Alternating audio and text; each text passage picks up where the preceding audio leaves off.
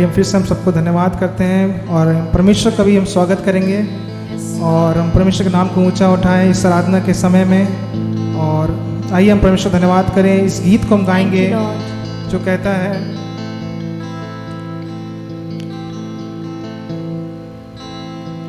पहने दे आशीषों का आज फिर से नया कर दे।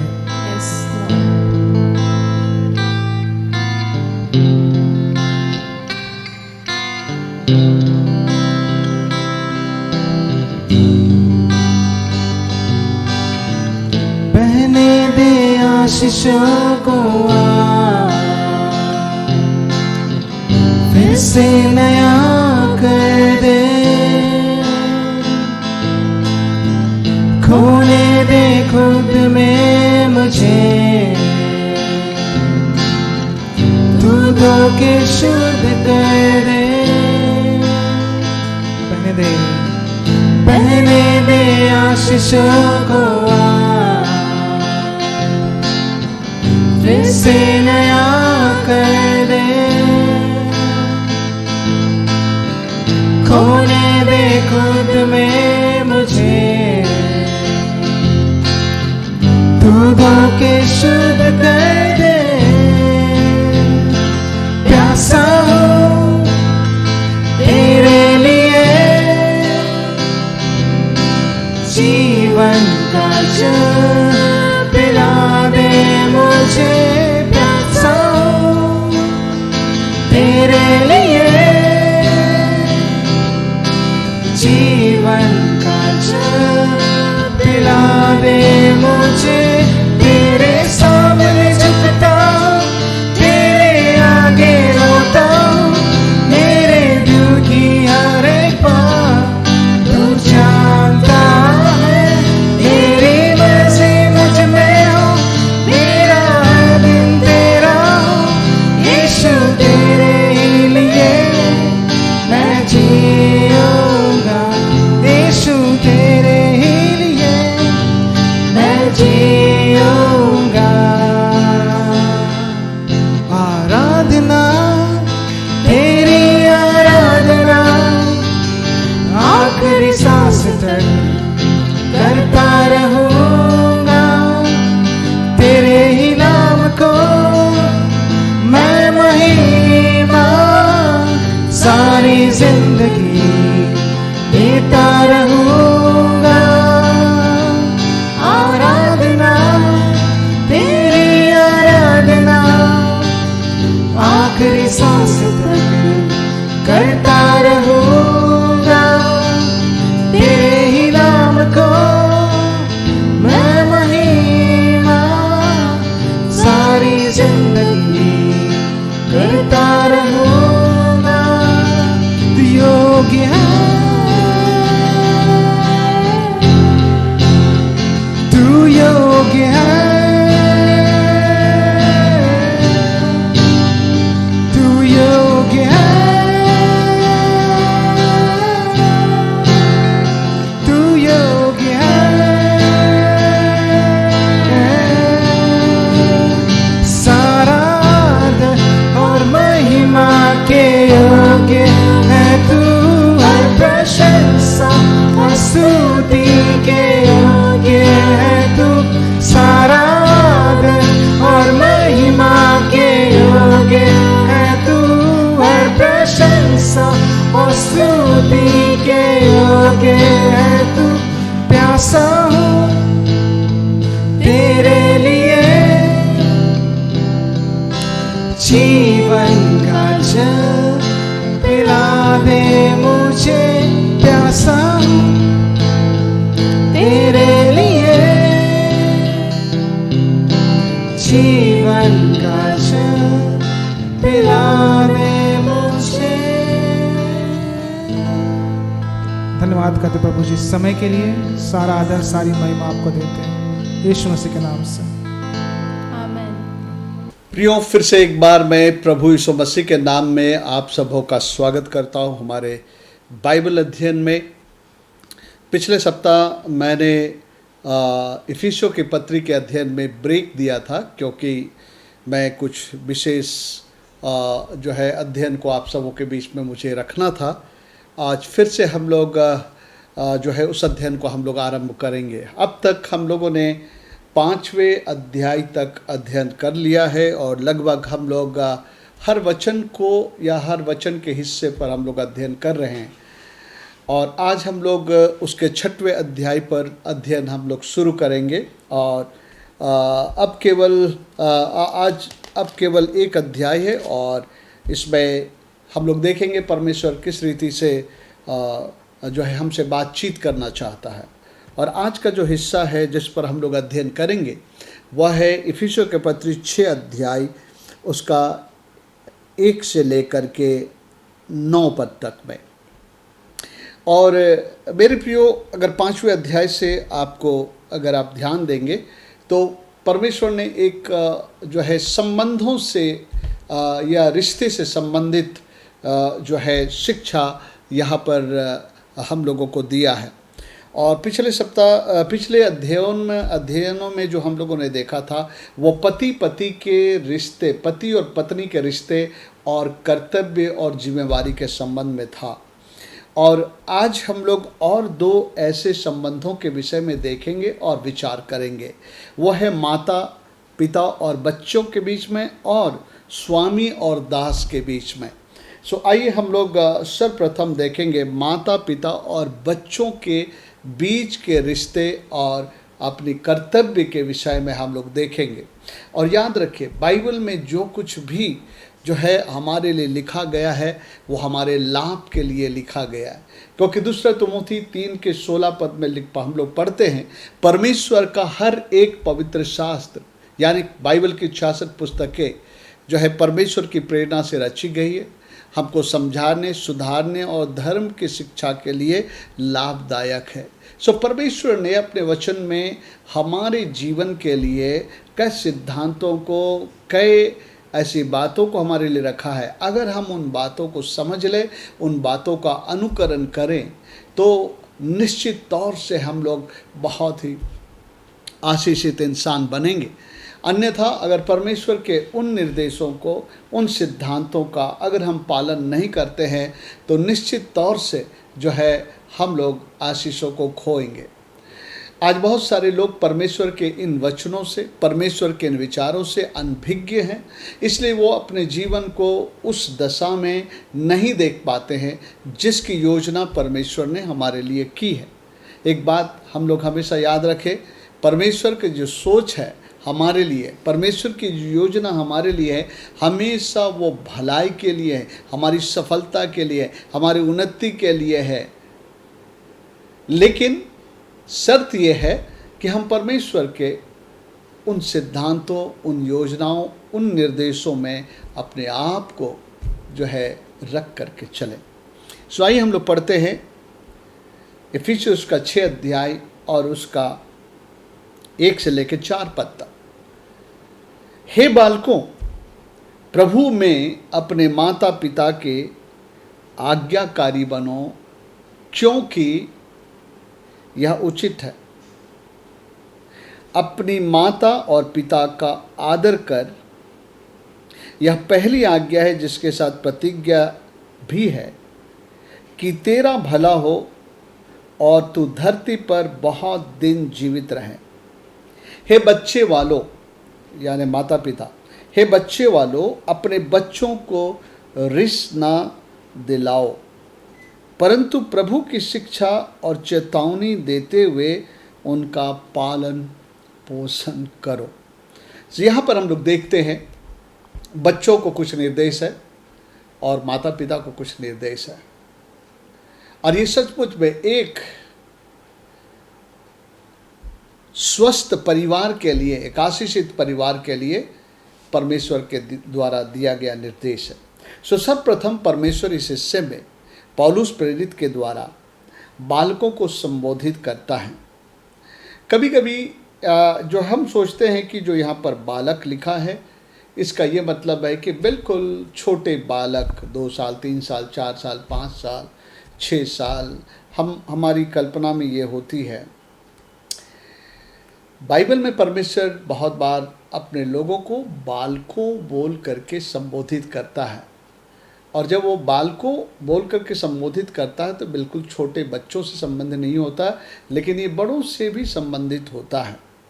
और जहाँ तक एक परिवार की संरचना में परमेश्वर देखता है कि जब तक एक व्यक्ति विवाह करके एक अलग इकाई अपना नहीं शुरू करता है, तब तक एक प्रकार से वो माता पिता के अधीनता और उनके संरक्षण में और उनके अगुवाई में उनको चलना होता है।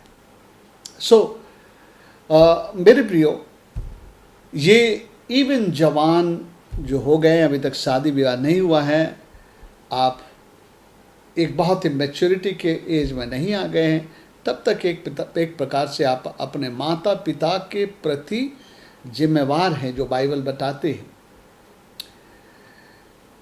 क्योंकि विवाह के बाद ही परमेश्वर ने कहा है कि हम अपने माता पिता से अलग होंगे, एक अलग इकाई बनेगा, और उसके बाद आप खुद जिम्मेवार बनेंगे एक परिवार में एक पति और पत्नी का दर्जा लेने के लिए, एक पिता और माँ का दर्जा लेने के लिए। आइए हम लोग देखें यहाँ पर क्या कहता है। हे बालकों, प्रभु में अपने माता पिता के आज्ञाकारी बनो, यह उचित है।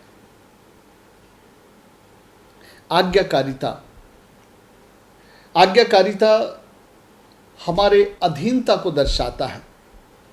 हमारे ऊपर जिनको परमेश्वर ने अधिकारी के रूप में रखा है, उनके प्रति हमारी अधीनता को दर्शाता है। सबसे पहले हम अपने घर में ही जो है इस पाठ को सीखते हैं, जहाँ पर माता पिता हमारे ऊपर एक जिम्मेवार और अधिकारी हैं हमारे जीवन को चलाने के लिए। यहाँ पर परमेश्वर अपेक्षा करता है कि बच्चे अपने माता पिता के आज्ञाकारी बने।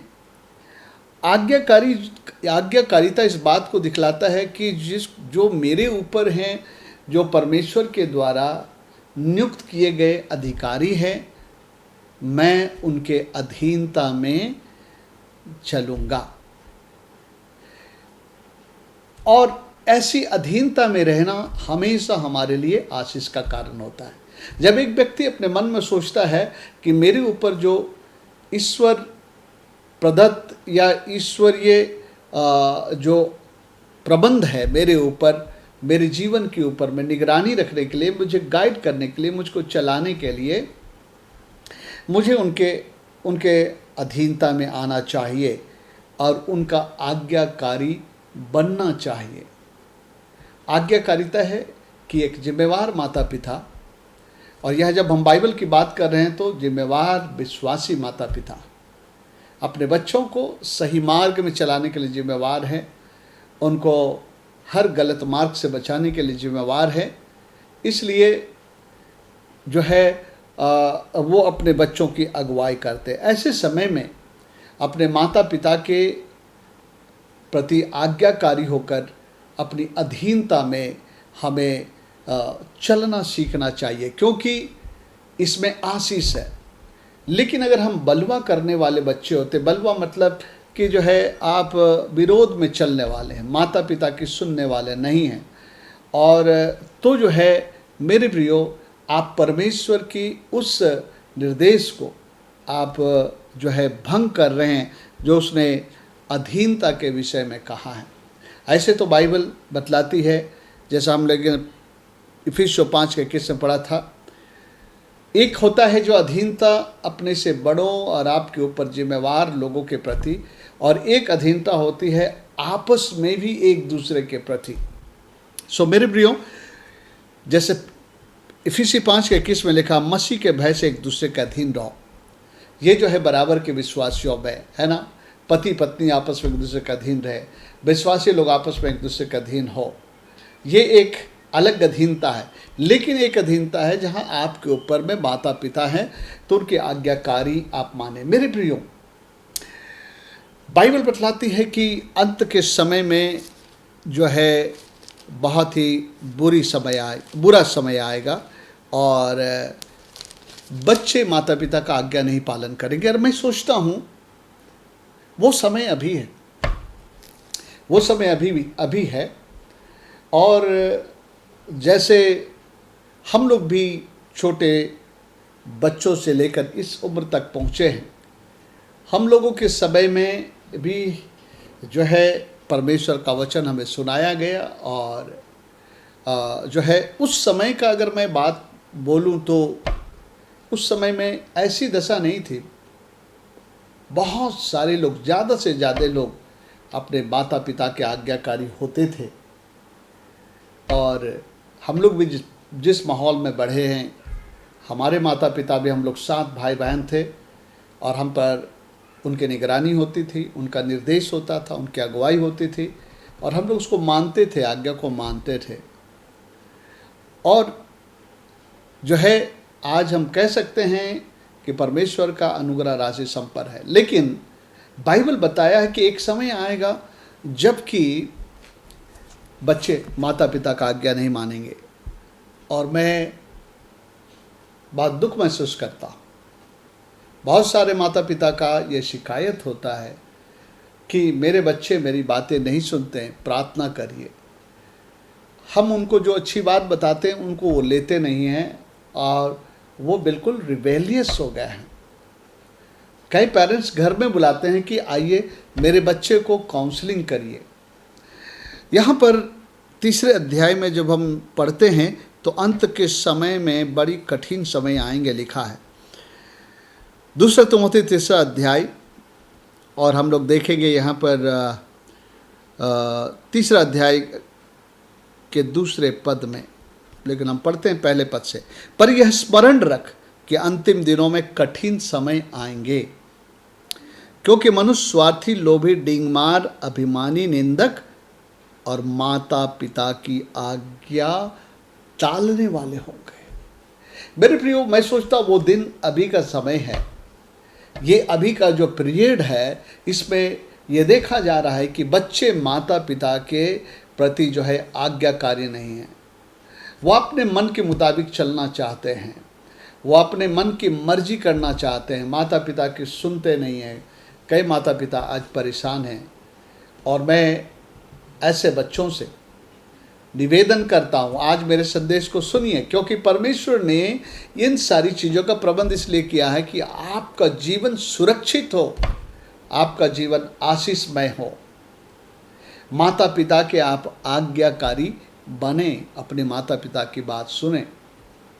माता पिता की भी जिम्मेवारी आएगी, लेकिन सबसे पहले मैं बात कर रहा हूँ अपने माता पिता के आज्ञाकारी बनो। मैं याद करता हूँ जब मैं छोटा था, कई बार मेरे मन में आता था कि मैं कुछ ऐसी चीज़ों को करूं जो मेरे माता पिता नहीं चाहते थे। वो मुझसे उन बातों के मनाही करते थे, तो एक बार अच्छा तो नहीं लगता था, लेकिन एक बात आती थी कि चलो मेरे माता पिता जो कर रहे हैं मैं उसमें सबमिट करता हूँ। कभी कभी लगता था कि मुझे औरों की तरह आज़ादी और स्वतंत्रता नहीं है इस संसार के बातों में शामिल होने के लिए, जाने के लिए, करने के लिए। तो कभी कभी मन के अंदर होता था क्यों नहीं मुझे भी ऐसा आज़ादी। लेकिन एक बात हमेशा आता था, मुझे अपने माता पिता की आज्ञा को नहीं टालना है, मान लेना है। अगर वो अनुमति देते किसी चीज़ की तो मैं उसमें शामिल हो जाऊँ, नहीं अनुमति देते हैं तो जो है ठीक है, क्योंकि मेरे माता पिता। मेरे प्रिय, इसमें आशीष है, इसमें आपके जीवन की सुरक्षा है, इसमें आपके जीवन का अच्छा भविष्य है। सो अंत के समय में माता पिता की आज्ञा टालने वाले लोग हो जाएंगे। सो इसलिए मैं उन सारे बच्चों से मैं आज इस वचन के द्वारा बातचीत करना चाहता हूँ कि मेरे प्रियो, माता पिता के अधीनता में आना जो है ये स्वयं यीशु मसीह ने सेट किया है। यीशु मसीह परमेश्वर, और उसने इस धरती पर मानव रूप लेकर के आया, मेरे और आपकी तरह इस मांस और लहू का शरीर लिया। और आपको पता है उसने एक बहुत बड़ी एग्जाम्पल सेट की कि वो इस पृथ्वी के जो माता पिता थे उनके अधीनता में रहे। वो परमेश्वर था, परमेश्वर है, वो परमेश्वर होने के बावजूद मनुष्य रूप लेकर के आया था। और जिस परिवार में वो पैदा हुआ उस परिवार में उसने अपने आप को अपने पृथ्वी के माता पिता के अधीन किया। मैं पढ़ना चाहता हूँ लूका रचित सुसमाचार उसका 2 अध्याय 51 पद में। आइए हम देखें अपने प्रभु यीशु मसीह को। बाइबल में लिखा है, परमेश्वर ने उसे ऊंचा उठाया, सब नामों से ऊंचा नाम दिया। क्यों? क्योंकि उसने परमेश्वर की संपूर्ण इच्छा को पूरा किया। वो परमेश्वर था, उसको ज़रूरत नहीं थी, लेकिन जब वो शरीर में होकर के आया था तो उसने इस बात को उसने निर्णय लिया कि मैं अपने प्रभु के अधीनता में रहूं। मैं उस घटना को लेकर बात करता हूं। जब यीशु मसीह 12 वर्ष के हुए तो उसे यरूशलेम में ले जाया गया, और जब माता पिता निकल पड़े तो वो यरूशलेम में छूट गया, और वहाँ पर वो जो है बुद्धिमान लोगों के साथ में तर्क कर वितर्क करने लगा, और वहाँ उन लोगों के साथ जो है वो जो है परमेश्वर की बातों को लेकर बातचीत करता रहा। और जब इनको पता चला कि यीशु मसीह हमारे साथ नहीं है तो फिर वो लोग ढूंढने के लिए गए, और वापस उनको यीशु मसीह मिल गया। और उसके बाद उस घटना के मुताबिक फिर यीशु वापस आए वहाँ से। वो लोग कहता, अरे हम लोग तुमको ढूंढ रहे हैं, तुम कहाँ हो? तो वो उनसे एक बात कहता है, तुम मुझे क्यों ढूंढते हो? 49 अध्याय में 2:49 में, क्या नहीं जानते कि मुझे अपने पिता के भवन में होना चाहिए? और जो है उस बात को प्रकट करता है कि वो इसीलिए आया है कि वो अपने पिता के भवन में रहे और एक दिन परमेश्वर की योजना को प्रकट करे। एनीवे, लेकिन वो वापस लौटते हैं उनके साथ। 50 और 51 पद में मैं पढ़ता हूँ, परंतु जो बात उसने उनसे कही उन्होंने उसे नहीं समझा। तब वह उनके साथ गया और नासरत आया। और बहुत अच्छा शब्द लिखा है, उनके वश में रहा, और उसकी माता ने सब बातें अपने मन में रखी। वह यानी कि प्रभु यीशु मसीह जो मानव रूप लेकर के आए थे, वो अपने माता पिता से ऊपर दर्जा रखते थे, क्योंकि वो परमेश्वर के पुत्र हैं। लेकिन यहाँ पर लिखा है कि वह उनके वश में रहा। अंग्रेजी में लिखा, ही subjected himself under them। ये हमारा प्रभु यीशु मसीह है।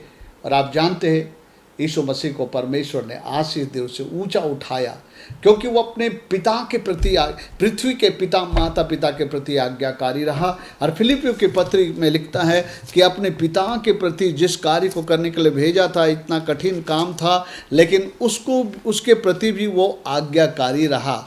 यानी कि उसके प्रति आज्ञाकारी बनने के लिए उसे अपने मृत्यु दंड उसको सहना पड़ा, लेकिन वो काम भी उसने किया। यानी कि यीशु मसीह अपने पृथ्वी के माता पिता के प्रति आज्ञाकारी रहे और अपने स्वर्गीय पिता के भी आज्ञाकारी रहे। देखिए, हमारा मॉडल कौन है, हमारा आदर्श कौन है? बच्चे, हम लोग ना भूलें कि माता पिता, चाहे आज वो आपकी तरह एजुकेटेड नहीं है, हो सकता है कि उनके पढ़ाई लिखाई का सौभाग्य उन्हें नहीं मिला, दुनियावी रीति से उनके पास ज्ञान नहीं है, सोच नहीं है, बुद्धि नहीं है। हमें ऐसा भी लगेगा कि मेरे माता पिता जो है स्मार्ट नहीं हैं, इनको कुछ नहीं आता है, लेकिन फिर भी मैं कहूँगा सारे दीनता के साथ अपने उस माता पिता के अधीनता में रहना, तो परमेश्वर आशीष देगा। यीशु मसीह जो सर्वोच्च परमेश्वर हैं, वो पृथ्वी पर आने के बाद, चूँकि पृथ्वी में उसे एक इंसान से पैदा होना था, वो होने के बाद भी उन्हीं के वश में रहा, अधीनता में रहा, और उसने एक एग्जाम्पल सेट किया। बाइबल में परमेश्वर स्वयं एग्जाम्पल सेट करते हैं, बोलते हैं पवित्र बनो जैसा मैं पवित्र हूँ, मेल मिलाप रखो जैसा मैंने तुम्हारे साथ मेल मिलाप किया है, प्रेम करो जैसा मैंने तुमसे प्रेम किया है। वैसे ही परमेश्वर हमारे लिए इस बात को सेट किया है कि बच्चे अपने माता पिता के आज्ञाकारी बने। मेरे प्रियो, कहीं आज दूसरा तिमोथी 3 अध्याय के बच्चों का रोल तो आप अदा नहीं कर रहे हैं कि आप अपनी मर्जी चाहते हैं, अपनी इच्छा चाहते हैं। अगर मुझे मोबाइल नहीं दोगे तो मैं नहीं पढ़ूंगा। अगर मोबाइल में आप गेम्स खेलना चाहते हैं, माता पिता कहते हैं कि बच्चे इसमें गेम्स ना खेला करो, उसमें गंदी साइट्स ना देखा करो, तो आप जो है उनके साथ में बड़ा तकरार कर लेते हैं। मैं कई ऐसे केसेस को देख रहा हूँ जहाँ माता पिता बहुत परेशान हैं और मैं उनके लिए प्रार्थना करता हूँ। बच्चों, आज आप अपने मर्जी में अपने माता पिता के अगर अगेंस्ट में चल रहे हैं तो याद रखिए आने वाले भविष्य में आपको रोना पड़ेगा, क्योंकि परमेश्वर के ठहराए नियम से आप बाहर है, अपने माता पिता की आज्ञाकारी नहीं हैं। आप अपनी मर्जी में चलना चाहते हैं, अपनी इच्छा में चलना चाहते हैं, लेकिन माता पिता को परमेश्वर ने घर में जिम्मेवार ठहराया है कि अपने बच्चों का परवरिश करे, परमेश्वर के मार्ग में ले चले, जो बुरा है उससे दूर रखे, जो अच्छा है उनमें शामिल कराएं और जो है उनकी परवरिश करें। ओके, सो लिखता है अपने माता पिता के आज्ञाकारी बनो। हमारा रोल मॉडल प्रभु यीशु मसीह, अगर उसने माता पिता की अधीनता को स्वीकारा, अगर वो पृथ्वी के माता पिता के वश में रहा, तो आज हम क्यों ना रहें, हम भी अपने माता पिता के अधीनता में रहें और उसके आज्ञाकारी तो मैंने कहा ये अधीनता को दिखलाता है। अगर आप अपने माता पिता की बात मानते हैं तो अपने माता पिता के अधीनता में आप रहते हैं। और लिखता है यह उचित है, इट इज राइट, ये उचित है। अगर आप ऐसा नहीं करते हैं तो आप अनुचित काम करते हैं और आप गलत करते हैं, और मेरे प्रियो जो है इसका परिणाम अच्छा नहीं होगा। जो बच्चे अपने माता पिता के प्रति आज्ञाकारी नहीं होते हैं, अपने जीवन में वो बाद में पछताते हैं। आइए अगली बात क्या कहता है, अपनी माता पिता का आदर कर। यह पहली आज्ञा जिसके साथ प्रतिज्ञा भी है। बच्चों को क्या कह रहा है, अपने माता पिता का आदर कर। भय के साथ जो आदर है, बाहर से दिखावे के नहीं, लेकिन सच्चे दिल से अपने माता पिता का आदर करें। और हम आदर कैसे करते हैं, जो ऊपर वाली बात हमने देखा, आज्ञाकारिता, बात सुनना जो है आदर को दर्शाता है ना। एक अंदर से अपने माता पिता के लिए आपके अंदर में एक रिस्पेक्ट होना चाहिए कि ये मेरे माता पिता है और मैं इनको दुखी ना करो, मैं इनके बातों को ना ठुकराऊं और जो है इनका मैं आदर करूं। सो आज्ञाकारिता आदर का जरिया है अपने माता पिता के प्रति, और ऐसा करेंगे तो लिखा है इसके साथ एक प्रतिज्ञा जुड़ी है। ये किस बात को कह रहा है, 10 आज्ञा। 10 आज्ञा में जो ये आज्ञा लिखा था 20 अध्याय में, निर्गमन के किताब के 20 अध्याय में, देखिए जो बातें मूसा को परमेश्वर ने कहा था उसी बात को जो यीशु मसीह ने भी दोहराया और पौलुस भी दोहरा रहा है। ओके, निर्गमन की किताब उसका 20 अध्याय में हम लोग पढ़ते हैं जो 10 आज्ञा इस्राएलियों को दी गई। उसी 10 आज्ञा में से एक महत्वपूर्ण आज्ञा क्या है, अपने माता पिता का आदर कर। ओके, 20 अध्याय और उसका 12 पद में लिखता है, तू अपने पिता और अपनी माता का आदर करना, जिससे जो देश तेरा परमेश्वर तुझे देता है उसमें बहुत दिन तक रहने पाए। अपने माता पिता का आदर करना, है ना, जिससे अंग्रेजी में लिखा that you will have a long life on this earth. मेरे प्रियो, अपने माता पिता का आदर कर जिससे तेरा भला हो और जो है धरती पर बहुत दिन तक जीवित रहे। Praise the Lord. जब आप अपने माता पिता के आज्ञा मानते हुए अपने माता पिता का आप आदर करते हैं, और तब उसके साथ जो जुड़ी प्रतिज्ञा है परमेश्वर आपके लिए रिलीज करता है।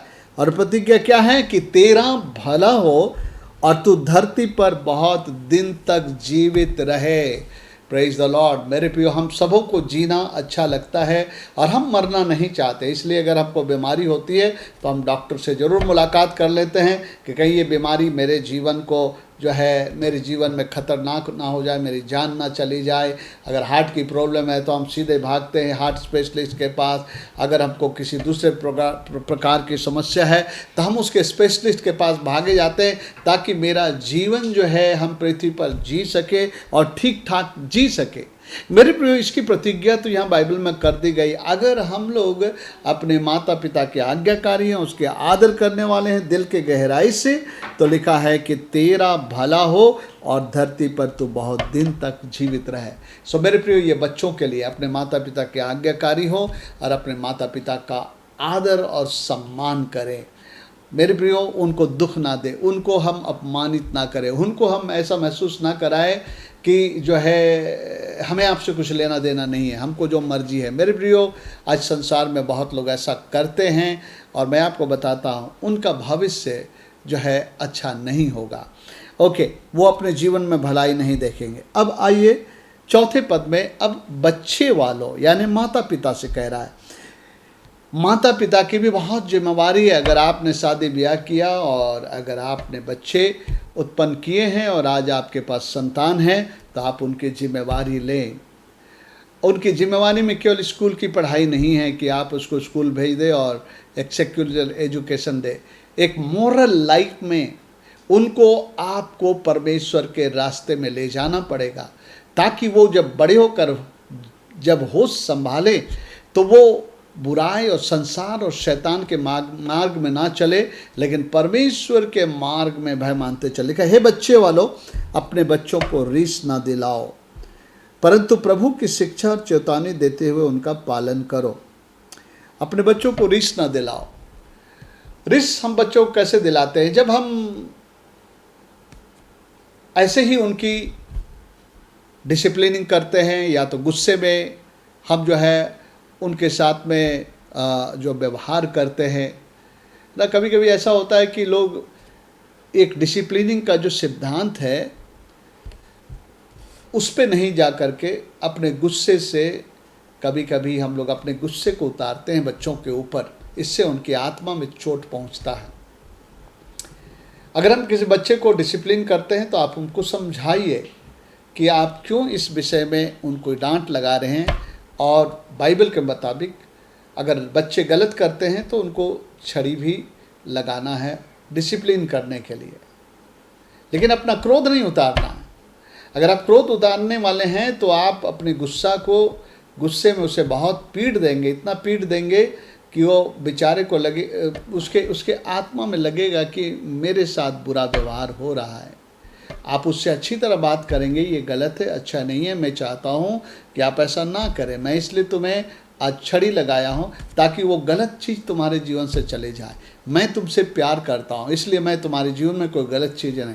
ऐसा अगर उनके प्रेम के साथ व्यवहार करते, अगर हम लोग डिसिप्लिन करते हैं तो ठीक है। अन्यथा हम उनको रीस दिलाएंगे, हम उनके मनों में एक जो है क्रोध को उत्पन्न कर सकते हैं कि मेरे साथ ज्यादती हो रहा, मेरे साथ ऐसा व्यवहार है। कभी कभी पति पत्नी लड़ लेते हैं और बाद में बच्चे पे क्रोध उतार देते हैं, वो बिल्कुल गलत है। यहाँ पर कहता है बच्चे वाले जो है, बच्चों को रीस ना दिलाओ, परंतु प्रभु की शिक्षा और चेतावनी देते हुए उनका पालन पोषण करो। माता पिता, सबसे पहले तो आपको प्रभु के पीछे चलना है। अगर आप प्रभु के मार्ग में नहीं हैं, आप प्रभु के रास्ते में नहीं हैं, तो आप अपने बच्चों को प्रभु का मार्ग नहीं सिखा पाओगे। इसलिए माता पिता स्वयं आपको प्रभु का अनुसरण करना है, एक आत्मिक माता पिता बनना है, ताकि आप अपने बच्चों को उस मार्ग के विषय में सिखा सको, चिता सको, जिससे कि उसका भविष्य आशीषमय हो। जब हम लोग देखते हैं नीति वचन उसके 22 अध्याय में, तो उसमें इस प्रकार लिखा है, बच्चे को उस मार्ग की शिक्षा दो जिसमें उसे चलना है, ताकि बुढ़ापे में भी वो ना फिरे। 6 पद, 22 के 6 पद में, लड़के को उसी मार्ग की शिक्षा दे जिसमें उसको चलना चाहिए, और वो बुढ़ापे में भी उससे ना हटेगा। हाँ, बच्चे को जब वो छोटा है, जब आप उसमें परमेश्वर की बातें, परमेश्वर का मार्ग, परमेश्वर की शिक्षा, परमेश्वर के भय को आप डाला करेंगे, तो मेरे प्रियो जब वो बड़ा होगा, वो बातें उसे इस संसार में बुरे और अपवित्र और उन गंदे मार्गों में जाने से बचाएगा। सचमुच में मैं अनुभव करता हूँ कि मेरे माता पिता बहुत जो है इस बात के लिए गंभीर थे कि हमको हर संडे को संडे स्कूल में जाना है, चर्च में जाना है, और अगर हम लोग उसमें ढिलाई करते थे तो कभी कभी हमें मार भी पड़ता था, और वो रेडी करके प्रभु के दिन में तुम्हें चलना है, सीखना है। और अगर ऐसे भी कुछ गलत हम लोग काम करते थे तो घर में भी सिखाया जाता था, और उसका एक परिणाम जीवन में देखने को अभी मिलता है कि कई बातें, उस समय की बातें, प्रभु के प्रति एक भय और हमारे जीवन में प्रभु के प्रति उसके पीछे चलने के लिए वो बातें आज हमें प्रेरित करती है। तो बोलता है ये सारी बीज जो है ना बचपन में डालने की, इसलिए इसराइलियों से कहा गया था व्यवस्था विवरण उसके 6 अध्याय में कि तू अपने प्रभु के बारे में अपने बच्चों को उठते फिरते चलते फिरते सिखाया करना। ओके, व्यवस्था विवरण और उसका 6 अध्याय। आइए हम लोग पढ़ते हैं व्यवस्था विवरण और उसका 6 अध्याय, और उसमें इस प्रकार से लिखा है 6 अध्याय, और आइए हम पढ़ते हैं 4 पद से पढ़ते हैं। हे इस्राएल सुन, यहोवा हमारा परमेश्वर है और यहोवा एक ही है। तू अपने परमेश्वर यहोवा से, देखिए माता पिता के लिए एप्लीकेबल है सबसे पहले, तू अपने परमेश्वर यहोवा से अपने सारे मन, सारे जीव, सारे शक्ति से प्रेम रखना, और ये आज्ञाएं जो आज मैं तुझे सुनाता हूँ। आज हमारे पास बाइबल है, प्रभु का वचन है। ये आज्ञाएं जो आज मैं तुझे सुनाता हूँ, उनका मतलब माता पिता को ये बातें जानना है, सीखना है, स्वयं उसमें चलना है, वे तेरे मन में बनी रहे। और तू इन्हें अपने बाल बच्चों को समझा कर सिखाया करना, घर में बैठे, मार्ग पे चलते, लेटते उठते उनकी चर्चा किया करना। उदाहरण के लिए मान लीजिए आप एक बाजार में गए, शॉपिंग मॉल में गए हैं, और अब बच्चा जो है कोई चीज़ उठा लिया छोटा जो है कहीं से और जेब में डाल लिया है, और आपने उसको देख लिया है, तो आपको क्या करना चाहिए? बेटा ये गलत बात है, ये चोरी की गिनती में आता है, ये गलत है परमेश्वर के दृष्टि में। आप उसको उसी समय सिखाइए, चलते उठते बैठते। आपके 2 बच्चे हैं, पलंग में आपके साथ लेटे हैं, 2 लोग लड़ रहे हैं, तब आपको सिखाना है नहीं। बाइबल सिखाती है हमें आपस में प्रेम करना, तो सोते उठते बैठते चलते अपने बच्चों को परवरिश करना। सो यहाँ हम देखते हैं बच्चों का अपने माता पिता के प्रति जिम्मेवारी, आज्ञाकारी बनो, उनका आदर करो, जिससे तुम्हारा भला हो और पृथ्वी पर तुम्हारा जीवन लंबा हो, कुशल हो। और यहाँ पर माता पिता को है कि अपने बच्चों के साथ सही व्यवहार करो, उनके साथ गुस्से में जो है अपने गुस्सा उतारने के लिए उनको हम लोग ना मारे उनके गलतियों पे, लेकिन जो है हम उनको शिक्षा देते हुए डिसिप्लिनिंग करें। अगर हम उसको छड़ी भी चलाते हैं तो उनको बताइए आप छड़ी क्यों चलाए हैं, कि आप उनसे प्रेम करते हैं, आपके अंदर की कुछ गलत है जिसको मैं हटाना चाहता हूं, ताकि तुम्हारे लिए ये बुरा परिणाम लाने वाला ना हो। उसके बाद आप उससे प्यार करिए, उसको महसूस हो कि मेरा पिता मेरी माँ मुझसे प्यार करती है। ऐसा नहीं कि हमेशा जो है एक पुलिस इंस्पेक्टर की तरह पीछे पड़े हुए हैं कि जब जब थोड़ी गलती करे तो पिटाई कर दे। नहीं मेरे प्रियो, आइए हम प्रेम से अपने बच्चों का लालन पालन करें परमेश्वर के मार्ग में चलाते हुए। Praise the Lord. सो मेरे प्रियो, ये पहला हिस्सा था। अब हम दूसरे हिस्से के विषय में बातचीत करेंगे। आइए इफिसियों के पत्री हम लोग फिर से 6वें अध्याय को खोले और उसमें हम लोग इसके दूसरे हिस्से में बातचीत करेंगे। और अगला हिस्सा है स्वामी और दास के बीच का रिश्ता। स्वामी और दास, अगर आपके बाइबल में आप देखेंगे वो हेडलाइन आपको मिलेगा, और उसमें लिखा है स्वामी और दास। एक्चुअली उस ज़माने में लोग जो है गुलाम खरीदते थे और गुलामों को रखते थे, और जो लैंडलॉर्ड होता था उसको स्वामी कहा जाता था, और इन लोगों को दास, गुलाम को दास कहा जाता था। और आप जानते हैं दास और गुलाम का रिश्ता अच्छा नहीं होता है, क्योंकि जो स्वामी है वो उनसे बहुत कुछ करवाता है, उसके अनुसार उनको जो है उनको उस प्रकार से जो उनका मेहनताना नहीं मिलता है। एक बंधुआ मजदूर की तरह वो जीते हैं। और पुराने समय में, उस समय की बात है जब लोग गुलामों को रखते थे, और बहुत गुलाम लोग जो है अपने उस स्वामी के प्रति जो है बलवाही भी होते थे, और उनको उनकी सेवा करने का जो किसी प्रकार का जो है अंदर से उनके प्रति जो है दिल से सेवा करने की भावना नहीं होती थी। अब वो गुलाम वाली प्रथा तो नहीं है, लेकिन आज एम्प्लॉयर एंड एम्प्लॉई का रिश्ता है ना, मालिक और उसके कर्मचारियों वाली बात है। हाँ, किसी का कोई बिजनेस है, वो मालिक है, उसके नीचे कंपनी में काम करने वाले उसके कर्मचारी हैं। अगर हम सरकारी नौकरी में हैं तो सरकार मालिक है, और मालिक ने हमारे ऊपर अधिकारियों को ठहरा रखा है, और हम उसके कर्मचारी हैं। सो मेरे प्रियो, यहाँ पर क्या करना चाह रहा है प्रभु? आइए हम सबसे पहले पढ़ ले यहाँ पर हे दासों, जो लोग इस संसार में तुम्हारे स्वामी हैं, अपने मन की सिधाई से डरते और कांपते हुए और जैसे मसीह की वैसे ही उनकी भी आज्ञा मानो। मनुष्यों को प्रसन्न करने के समान दिखाने के लिए सेवा ना करो, पर मसीह के दासों के समान अपने मन से परमेश्वर की इच्छा पर चलो, और उस सेवा को मनुष्यों की नहीं परंतु प्रभु की जानकर सच्चे हृदय से करो, क्योंकि तुम जानते हो कि जो कोई जैसा अच्छा काम करेगा, चाहे दास हो चाहे स्वतंत्र, प्रभु से वैसा ही पाएगा। मेरे प्रिय, एक सिद्धांत परमेश्वर ने रखा है। ओके, हम जिसके एम्प्लॉय हैं या हम जिसके वर्कर हैं, हम जिसके अधीनता में काम करते हैं, जो हमें पगार देता है, हमें सैलरी देता है, कह रहा है कि इस रिश्ते को तुम निभाओ, तुमसे जो अपेक्षा है। कहने का मतलब है कि आप उनके एम्प्लॉय हैं, आपको तनख्वाह देता है, तो उसकी जो अपेक्षा है उस अपेक्षा में खरे उतरो, उस अपेक्षा में जो अपनी जिम्मेवारी को पूरा पूरा निभाओ। अगर आप एक सरकारी दफ्तर में, मेरे प्रियो, बहुत बार मैं कई सरकारी दफ्तर में देखता हूँ, समय से 1 घंटा बाद जो है अधिकारी वहाँ पहुँचता है, और कभी कभी समय से समाप्त जो उनके कार्य का जो समय है उससे पहले कभी चले भी जाते हैं। और एक शब्द हम लोग जानते हैं, लोग फांकी मारते हैं, है ना, फांकी मारते हैं। भले उसे जो करना चाहिए, जितना काम करना चाहिए, जितना पोटेंशियल उसे देना चाहिए, वो उससे भागते हैं, वो करना नहीं चाहते हैं, है ना। आज बहुत बार आपको ऐसे मिलेंगे, ऐसे लोग मिलेंगे जो कि अपनी ड्यूटी, अपनी नौकरी नहीं देते।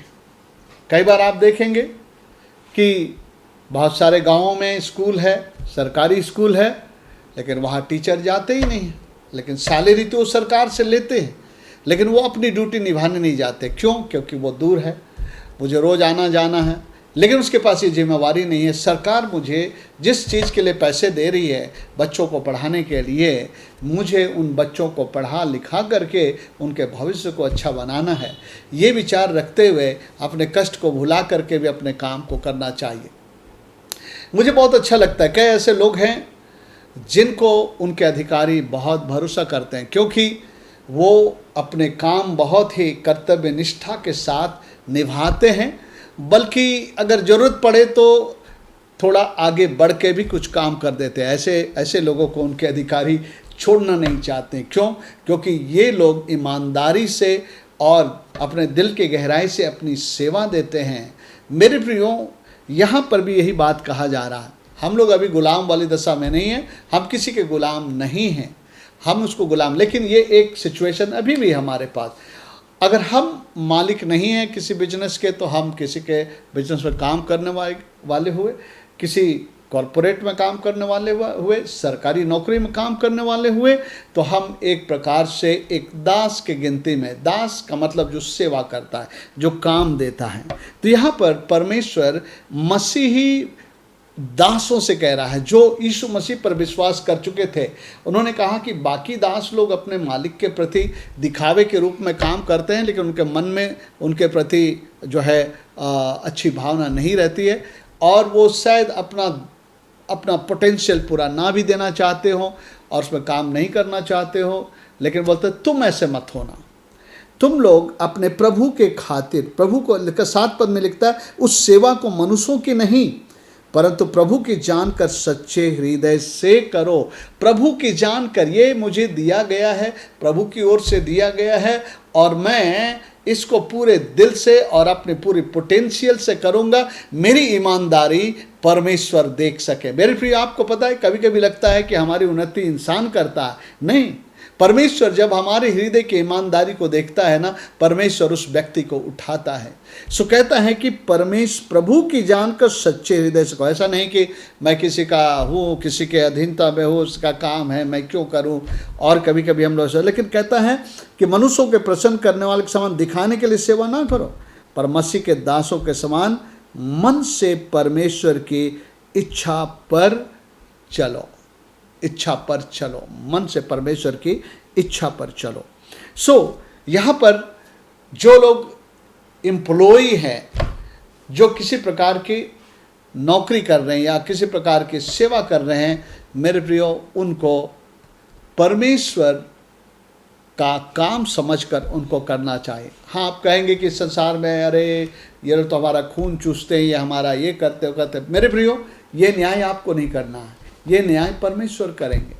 लेकिन आप किसी से जुड़े हैं, किसी के लिए काम कर रहे हैं, तो आप अपने पूरे दिल से, दिल की गहराई से ये जानकर कि प्रभु ये आपका दिया हुआ काम है, इसमें मैं जो पूरे मन लगा करके काम करूँगा। जब आप ऐसा करते हैं तो ना केवल अपने उस अधिकारी के लिए आशीष का कारण होते हैं, लेकिन परमेश्वर के दृष्टि में भी आपका बड़ा मान और सम्मान होता है, और इसका प्रतिफल परमेश्वर आपको आने वाले दिनों में देगा। सो मेरे प्रियो, ये दास के लिए है या एम्प्लॉई के लिए है। ओके, अब हम लोग देखते हैं, अब स्वामियों के बारे में आता है, यानी जो उसके एम्प्लॉयर है, मालिक है, उनके बारे में। हे स्वामियों, तुम भी धमकियां देना छोड़कर उनके साथ वैसा ही व्यवहार करो, क्योंकि तुम जानते हो कि उनका और तुम्हारा दोनों का स्वामी स्वर्ग में है, वह किसी की पक्ष नहीं करता। मेरे प्रियो, हो सकता है कि आपके अधिकारी आपका शोषण करते हो, आप पर जो है बहुत भार डालते हो, आपको बहुत तकलीफ देते हो। मेरे प्रियो, आप लड़िए झगड़िए मत।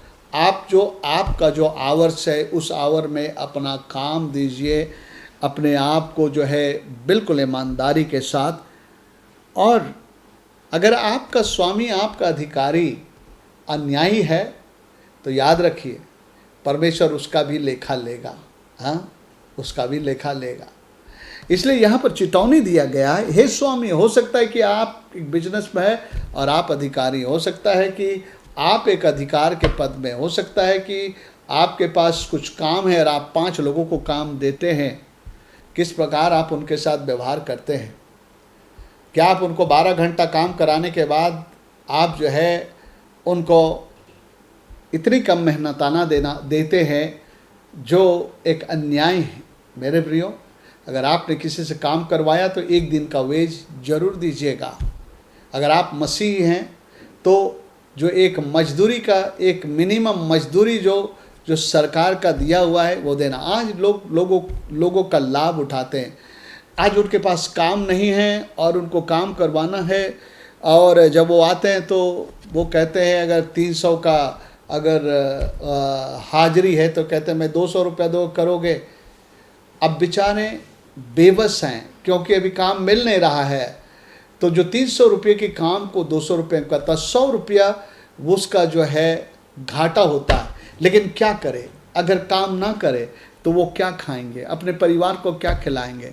सो वो उस कष्ट को सहता है और आपके लिए काम कर जाता है। लेकिन याद रखिए, परमेश्वर आपको देख रहा है। आप जो है उसके मुंह से निवाला छीन रहे हैं। बाइबल में तो यहाँ तक लिखा है कि परमेश्वर पशुओं की भी चिंता करता है, पशुओं की भी चिंता करता है। पौलुस कहता है कि दावने वाले बैल का मुंह ना बांधना। अगर आप गांव में गए होंगे तो आप देखेंगे बीच में खूंटी होता है, और जो है बैल को बांध दिया जाता है और धान को फैला दिया जाता है। उसके ऊपर जो है गोल गोल गोल गोल जो है वो बैल चलता है। बैल के चलने से उसके जो है अनाज के दाने हैं वो झड़ते हैं। और मुझे याद है, मैं भी गाँव में रहा हूँ, बढ़ा हूँ, और मैं अक्सर देखा करता था कि एक जो है रस्सियों का एक ऐसा मुंह पर लगाने का बनता था, जो बैल के मुंह पे लगा दिया जाता था। वो नेट की तरह होता था। और वो क्यों लगाया जाता था? कि बैल अपना काम करते समय उस अनाज में से कुछ भी ना खा सके। तो उसी को लेकर के पौलुस कहते हैं, दावने वाले बैल के मुंह को मत बांधना, मतलब उसकी मजदूरी उसे मिलनी चाहिए। आपके लिए इतना मेहनत कर रहा है, तो अगर थोड़ा वो खा लेता है चलते फिरते तो क्या है। इसी प्रकार हम जो है अगर एम्प्लॉयर हैं तो अपने एम्प्लॉय के साथ कभी अन्याय नहीं करें, बल्कि मैं तो आपसे कहूँगा कि आप अगर उसके साथ में मेहनताना के साथ में आप थोड़ा बख्शीश दे सके तो आपके लिए ये बहुत बड़ा इनाम होगा। मैं इसके बारे में भी बात करूँगा अगले संदेश में। सो मेरे प्रियो, बोलता है यहाँ पर, हे स्वामी, तुम भी धमकियाँ देना छोड़कर उनके साथ। कई बार स्वामी लोग अपने नीचे काम करने वाले लोगों को बहुत ही धमकाते हैं, डराते हैं, या उनके साथ बुरे व्यवहार भी करते हैं। बोलता है कि ऐसा मत करना। क्यों? क्योंकि ये बात मत भूलना, तुम जानते हो कि उनका और तुम्हारा दोनों का स्वामी स्वर्ग में है। यहाँ आप मालिक हो, आप स्वामी हो, लेकिन इस बात को मत भूलना कि एक हमारे ऊपर, उनका और तुम्हारा दोनों का स्वामी ऊपर भी है, जो तुमसे भी लेखा लेगा, उससे भी लेखा, उससे लेखा लेगा कि क्या आपके प्रति वो विश्वास योग्य था, और आपसे लेखा लेगा क्या आप अपने जो है कर्मचारी के प्रति विश्वास योग्य थे, क्या आपने उसके साथ प्रेम का व्यवहार किया, क्या उसके हक को आपने जो है दिलाया, मारा नहीं, क्या आप वो हैं, परमेश्वर लेखा लेगा। सो यहाँ पर हम लोग देखते हैं कि जिम्मेवारी परमेश्वर ने सबके लिए स्थापित की है। उस जिम्मेवारी के मुताबिक अगर हम चलते हैं, ये हमारे लिए जो है परमेश्वर का नक्शा है। मेरे प्रियो, अगर इस नक्शे पे हम चलेंगे तो हम आपसे कहना चाहते हैं कि आपका जीवन आशीषमय होगा। सो मेरे प्रियो, आज मैं आपको उत्साहित करता हूँ कि जो हमने बालकों और माता पिता से संबंधित बातें कहा, और जो मैंने दासों और स्वामियों के विषय में संबंधित मैंने बातें कही, इसके विषय में आप अपने विषय में विचार करें इन बातों को लेकर के, और आज जो है आप इस बात को निश्चित करें कि परमेश्वर की दृष्टि में क्या उचित है, बच्चों के लिए क्या अच्छा है वो करें, और माता पिता भी परमेश्वर के दृष्टि में बच्चों के पालन पोषण में किस प्रकार हमको प्रेम से और परमेश्वर की बातों से उनको चलाते बढ़ाना है, वो जिम्मेवारी हम निभाएं। और अगर हम एम्प्लॉयर एम्प्लॉई वाले दशा में हैं तो हम हमेशा जहाँ भी होंगे, मेरे प्रियो, आइए हम लोग जो है अपना कर्तव्य निभाएं, और ये ईमानदारी और विश्वास योग्यता हमेशा जो है आपको ऊपर उठाएगा और आशीषों से परिपूर्ण करेगा। सो मेरे प्रियो, आज का संदेश मैं यहीं पर अंत करूँगा। तो आइए हम लोग जो है इन वचनों के मुताबिक अपने जीवन को जिएं और परमेश्वर हमें आशीष देगा। आइए हम लोग प्रार्थना करें। प्यारे पिता परमेश्वर, प्रभु यीशु मसीह के नाम से हम लोग आपके चरणों में आते हैं और आपका धन्यवाद देते हैं आज के इस वचन को पढ़ने और अध्ययन करने के लिए। और आप मेरी दुआ है प्रभु, हम सभी लोग अपनी दशा स्थिति को इन वचन के अनुसार समझ ले और इस वचन के अनुसार हम लोग अपने जीवन को जिए। और पिता परमेश्वर, हम आपके नक्शे कदम पर चलने पाएँ। ये प्रार्थना और विनती आपके बेटे हमारे प्रभु यीशु ख्रिस्ट के नाम में मांगते हैं। सुनिए और दया से ग्रहण करिए, वापस माने। आमेन। अब हमारे प्रभु यीशु मसीह का अनुग्रह और पिता परमेश्वर का प्रेम और पवित्र आत्मा की सहभागिता आप सबों के संग साथ सदाकाल बनी रहे। आमेन।